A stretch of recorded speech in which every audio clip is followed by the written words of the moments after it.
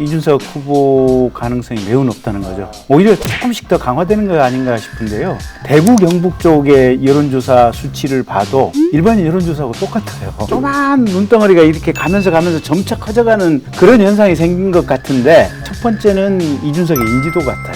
두 번째는 학력이나 학벌이 괜찮잖아요. 보면 전제가 깔려있는 상황 속에서 대한민국 정치가 변화해야 하는데, 이 변화의 희망이 이준석 후보한테 조금씩 투영되기 시작한 것 같아요. 여러분 안녕하세요. 시사저널TV 시사 끝장입니다. 6월 11일 국민의힘 전당대회가 열립니다. 과연 원외 30대 이준석 후보 당대표로 선출될 것인지 정가에 상당한 관심을 끌고 있습니다. 국민의힘 내부도 마찬가지고 더불어민주당 내에서도 만약에 이준석 국민의힘 당대표 체제가 탄생되면 또 민주당에도 상당한 여파를 미칠 것이기 때문에 과연 결과가 어떻게 될지 주목하는 분위기입니다. 이준석 후보 끝까지 대세를 유지해서 당대표가 될지, 아니면 나경원, 주호영 후보가 막판에 또 뒷심을 발휘해서 뒤엎는 그런 결과가 나올지 참 궁금합니다. 김경진 전 의원 모시고 이 문제부터 얘기해 보겠습니다. 김 의원님, 이거 국민의힘 당대표 선거 사실 월요일, 화요일 이틀간 이제 당원들 투표를 하니까 사실 그게 이제 70%이지 않습니까? 그리고 나머지 30%가 이제 시민 여론조사이기 때문에 사실상 어느 정도 이제 흐름이 결정돼 간다, 이렇게 봐야 될 텐데, 지금 전체적으로 보시기에 국민의힘 당대표 선거의 판세? 흐름을 좀 어떻게 보고 계신지. 이제 여론조사가 계속해서 일주일에 한 두세 개씩 나오고 있고, 근데 한 3주 이상 여론조사 흐름이 일관된 것 같아요. 여론조사 흐름에 변화가 없다. 변화가 없어요. 그 얘기는 이준석 후보 가능성이 매우 높다는 거죠. 매우 높다. 초반에 그런 흐름이 계속 유지되고 있는 것 같다. 오히려 조금씩 더 강화되는 거 아닌가 싶은데요. 그러니까 지금 일단 일반인을 상대로 한 여론조사를 보면 2위 나경원 후보하고 거의 더블 스코어 2배 이상 차이 나는 것 같고. 근데 이제 3위가 지금 주호영 후보. 후보인데, 나경원, 주호영 사이에도 또 상당히 벌어져 있어요, 보면. 그러니까 1위와 2위 격차도 벌어져 있고 2위와 3위 격차도 벌어져 있다. 그 얘기는 주호영 후보가 생각보다 좀 득표를 못하고 있다. 그다음에 4위, 5위는 거의 의미가 없을 정도로 수치가 낮고. 홍문표, 조경태 후보. 근데 이제 그게 일반인 여론조사뿐만 아니고 당원 상대로 여론조사 또는 일반인 여론조사 중에서도 이게 보면 이제 지역별로 이렇게 보는 경우가 있잖아요.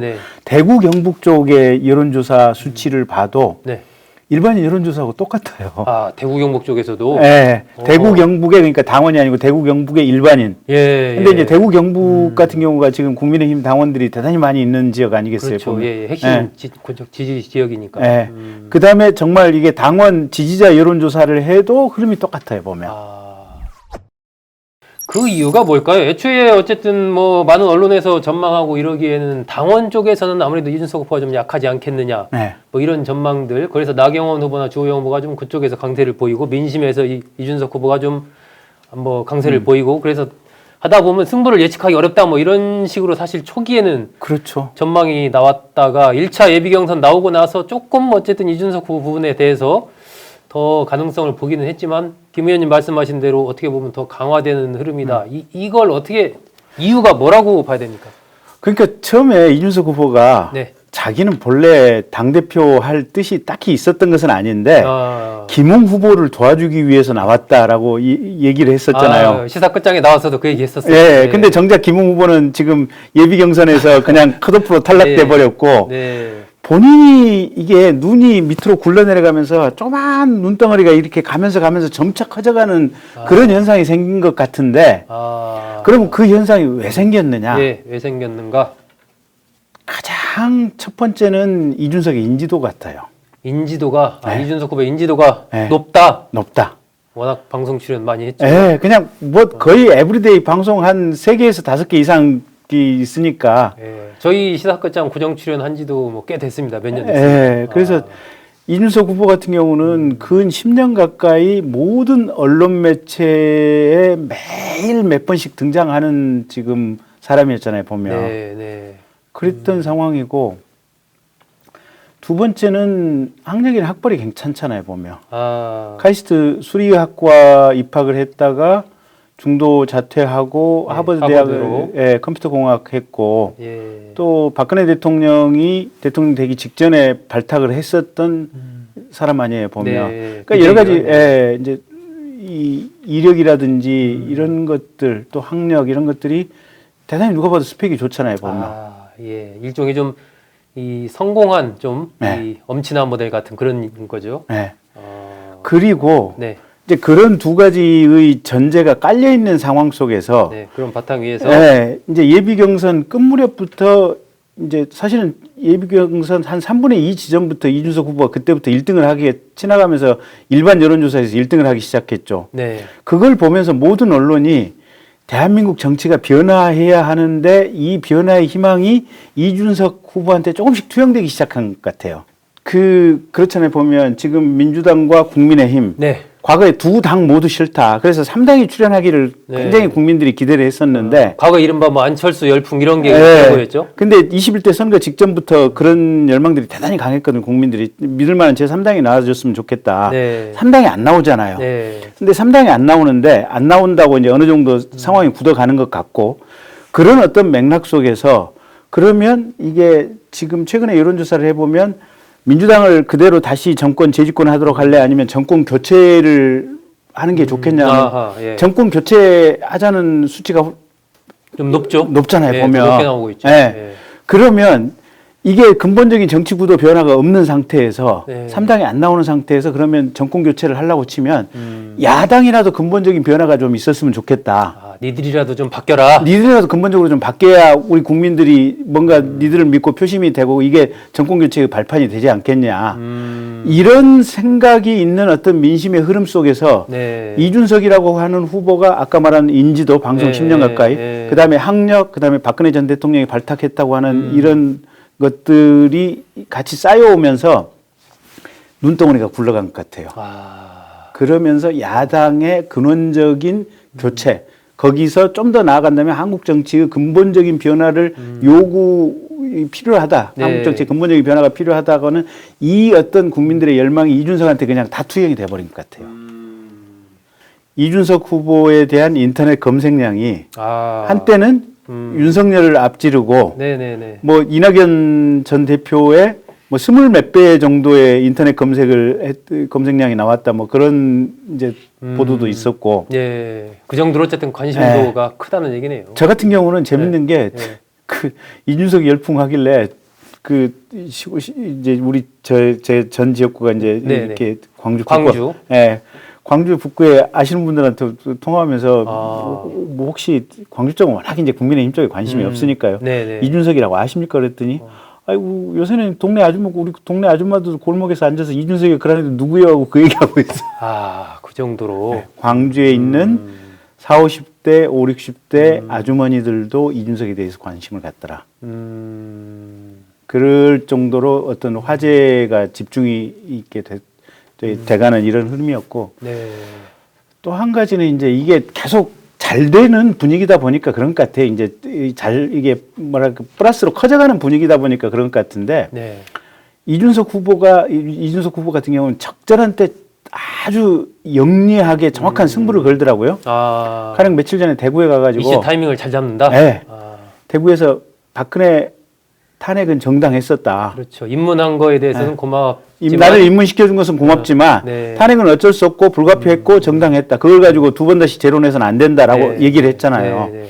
근데 이게 통상적으로 생각하면 대구 지역 같은 경우는 박근혜 전 대통령에 대해서 연민의 정이 있을 거란 말이에요. 거기서 그런 얘기 안 할 것 그렇죠. 같이 생각을 하는데 거기다가 국민의힘의 대구의 당원들 같은 경우는 얼마나 더 연민의 힘이 강하겠어요. 네. 근데 정면 승부를 건 거 아니에요. 근데 정면 승부를 걸 수 있었던 것은 뭐냐면 지지도가 점점 커가고 있는 상황 속에서 과거 회고적으로 박근혜 전 대통령에 대한 어떤 연민을 가지지 말고 미래의 권력을 대통령 권력을 쟁취하기 위해서는 생각을 바꾸고 털어버리라고 하는 아주 강한 메시지를 대구 경북 주민들에게 던지는 거 아니에요. 이 젊은 네. 30대 중반의 지도자가. 네. 아마 제가 볼 때는 대구 경북 쪽에서 쇼크 먹었을 것 같아요. 쇼크 음. 먹었지만 이거 맞다라고 아마 판단하지 않았을까 싶어요. 보면.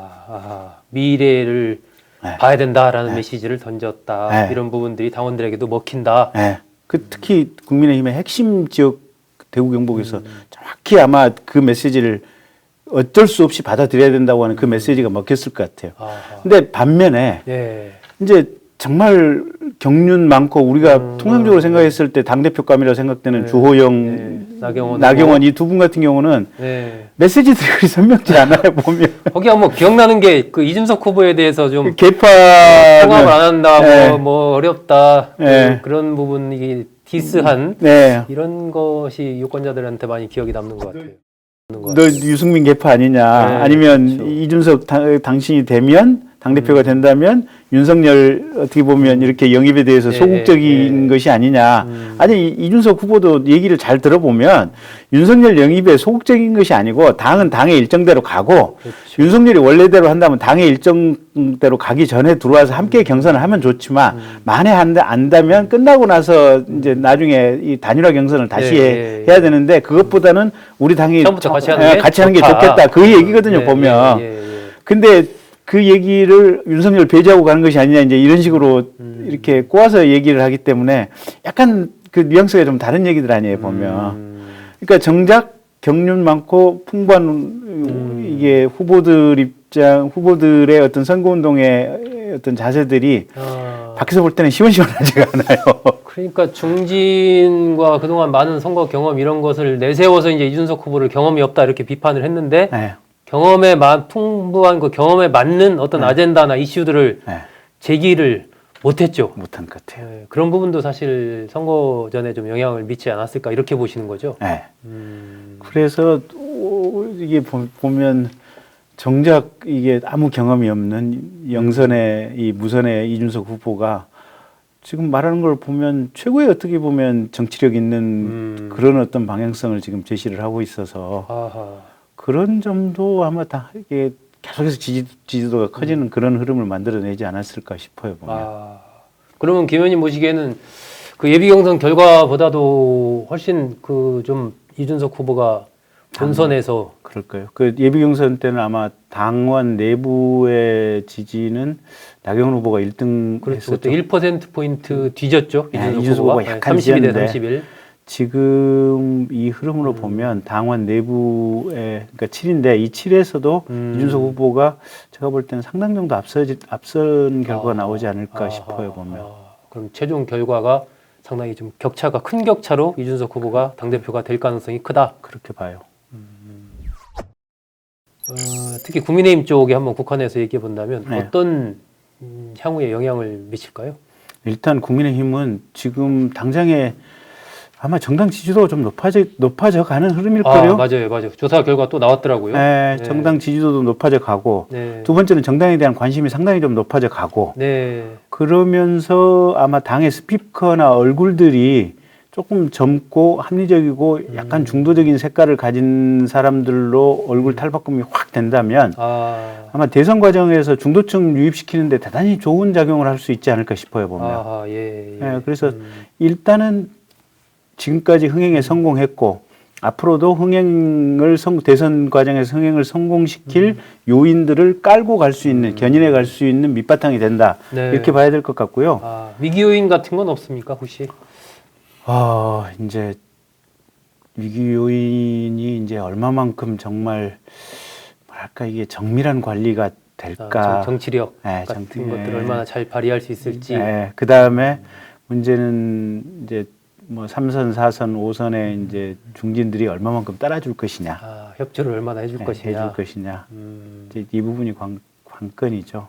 거기가 그런 부분에서 또 문제가 생기면 약간 뭐 그 내홍 자중질환 비슷한 게 또 생길 수도 있겠죠. 국민의힘 내부에서도. 그리고 또 한 가지가 안철수 대표하고 관계가 불편하다고 본인 스스로도 본인도 인정한다고. 네. 하지만 뭐 당대표가 되면 공정하게 이제 뭐 대선 뭐 경선 관리 하겠다라고 얘기는 하는데 어쨌든 불편한 건 불편한 거거든요. 네. 안 대표도 또 불편한 거고 이제 그런 부분들이 이 법야권 단일화에서 또 어떤 작용을 할지 이제 그런 부분들이 좀 위기 요인이겠죠.